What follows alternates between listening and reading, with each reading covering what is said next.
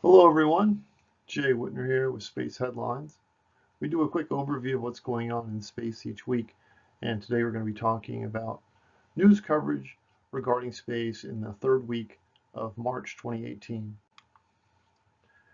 Our first item has to do with the Lunar Orbital Platform. If you're not familiar with the platform, it's in the vicinity of the moon. It is not going to be permanently tended by a crew like the space station. Crews would visit the lunar orbiting platform.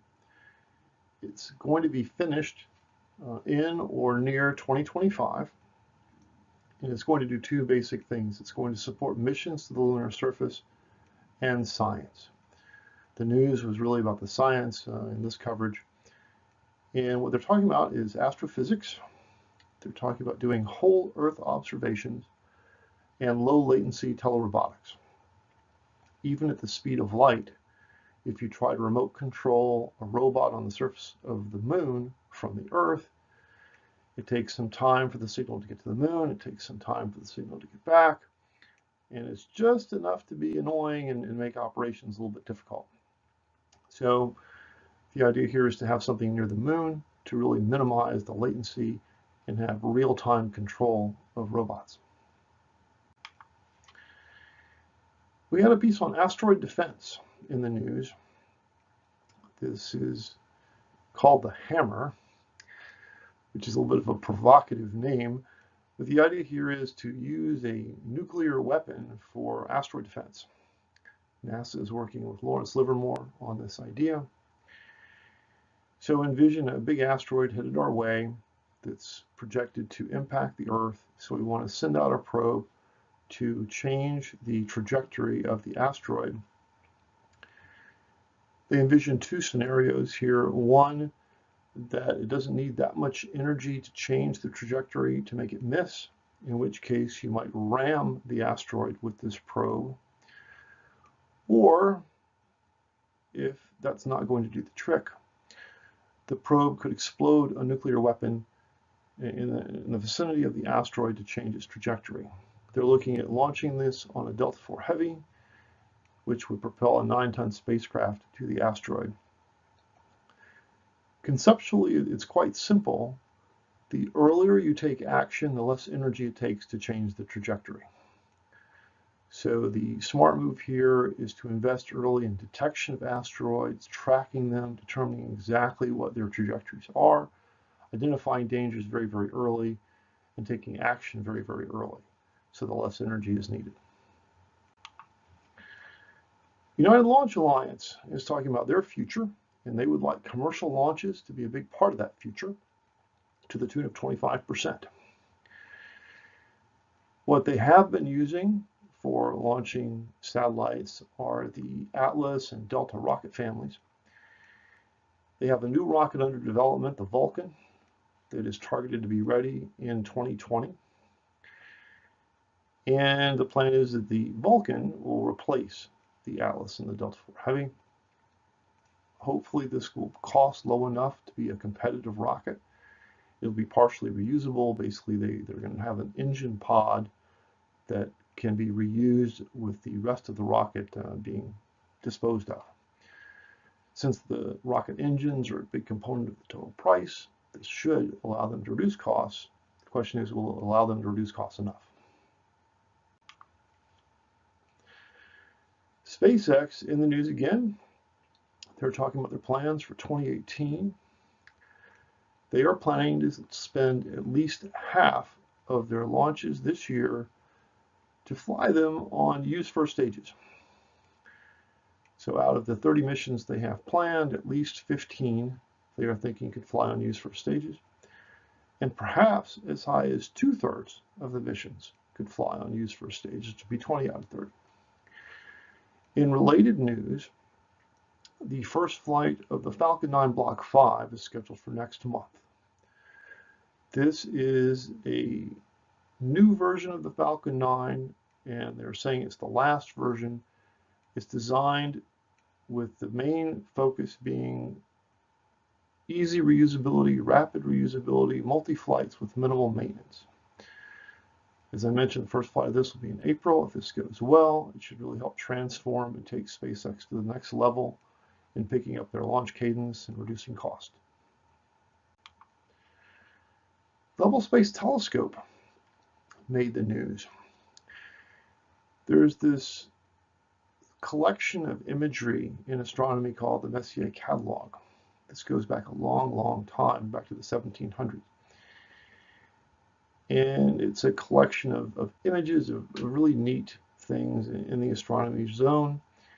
And the complete catalog is 110 objects. So gradually Hubble has been imaging these objects and adding them into the Hubble files. They're on up to 93 of them. And the news is they released 12 new images, which are stunning. Go and check them out online to look at these latest images from Hubble. China is getting ready to do another launch. This is their biggest vehicle currently, the Long March 5. It's returning to flight later on this year. And they've had 2 launches with this vehicle before, one successful and one not. So they're hoping to get things right with launch number 3.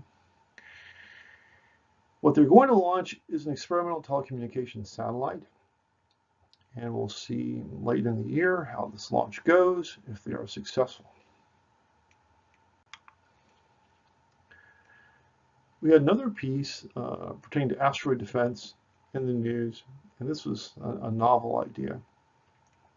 This is a more peaceful, quiet method for changing the trajectory of asteroids. That you could go out to an asteroid and paint the asteroid or part of it, and the different color of the asteroid would influence the trajectory of the asteroid.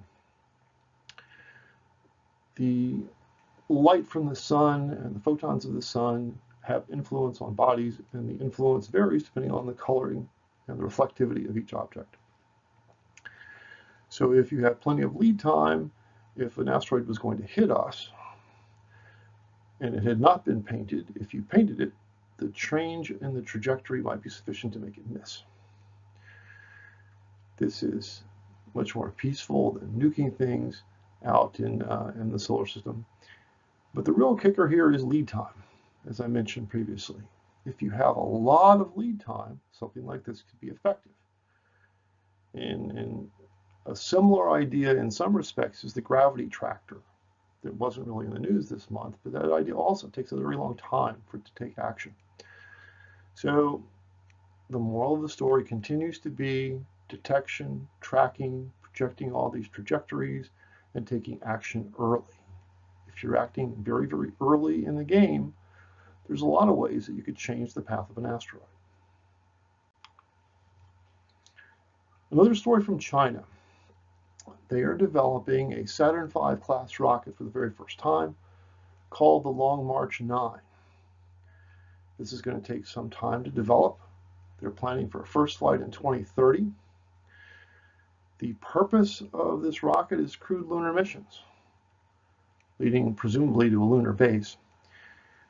This rocket, they are presuming that it will be able to take 50 metric tons to the moon. We're looking at a kerosene first stage and hydrogen for stages 2 and 3. Stay tuned for more news. They're looking at a 12-year development time. It's going to take a while, but we'll see how they do in making their own Saturn V. NASA got some good news in terms of their budget. The budget for NASA has come down at $20.7 billion. This is about 1/200th of the US budget, which is a very small, obvious fraction of the federal budget. But it represents an increase for NASA and an increase over the White House's request for NASA. Some of the highlights of the changes between the president's request and the congressional action are that funds have been restored for earth science. Most earth science things were eliminated from the budget in the White House proposal. And also, they've reinstituted space education, which is the same thing that happened last year. They took space education out and Congress put it back. So this is a nice budget for NASA. Not amazing, but it does represent an increase. And it also has for the Space Launch System and Orion, $3.5 billion. Our last news item of the week pertains to Japan.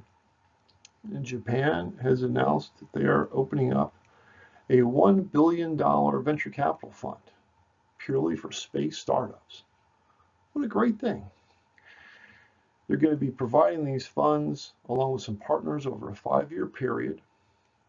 They're also putting together sort of a dating service that matches investors with startups.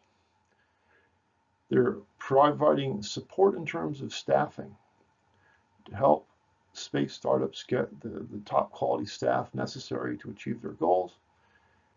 And they're providing tech support from the Japanese Space Agency, JAXA, to these startups in some ways similar to the NASA model. NASA provides various support to different space commercial operations. That's it for Space Headlines, covering week 3 of March 2018. Hope you enjoyed our show. Check back with us in a week or so, and we'll talk about the 4th week of March. We'll see you then.